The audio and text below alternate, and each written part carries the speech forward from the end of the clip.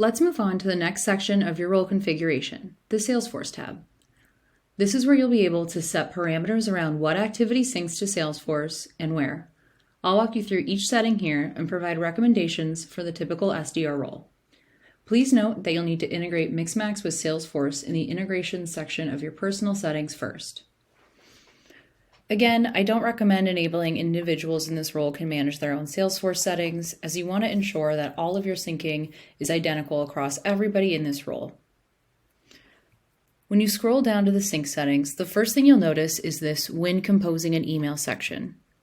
I recommend enabling this first checkbox here that says prompt me to create new leads or contacts for records that do not exist in Salesforce.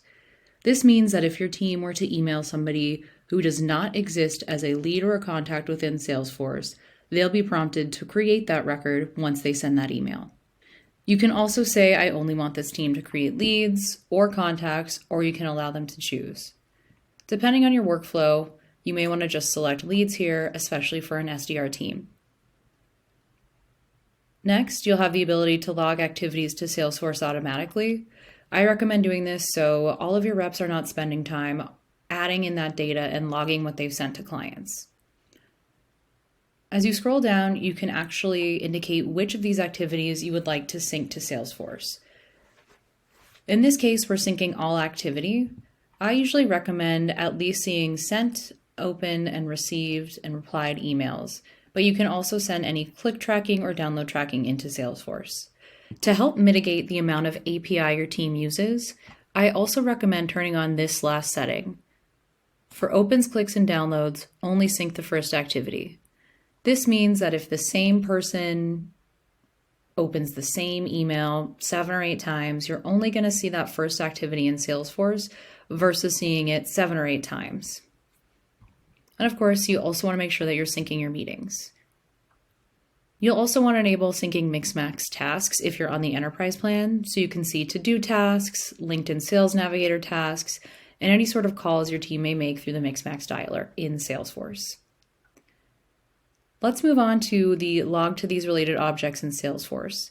By default, we log to standard objects, and we'll cover how to configure custom object activity syncing in Chapter 2.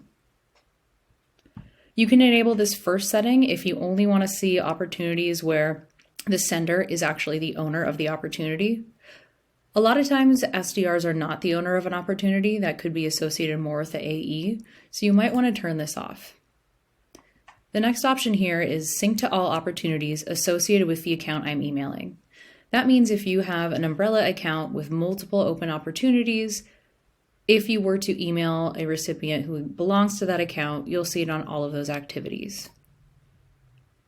And finally, you have the option to sync to opportunities that are closed. I rarely see this turned on, but if you do want to see activities syncing to opportunities that have already been closed, you can do that here. Finally, we have our Salesforce field settings. This is where you can actually set up visible fields from Salesforce that your team can view and edit directly from Mixmax or within Gmail. By default, we'll pull in all of the standard Salesforce fields here, but some of the common ones that I see people add, especially if they're using call, are call duration, and you can just start to type and search here. And maybe you also want to see something like call disposition.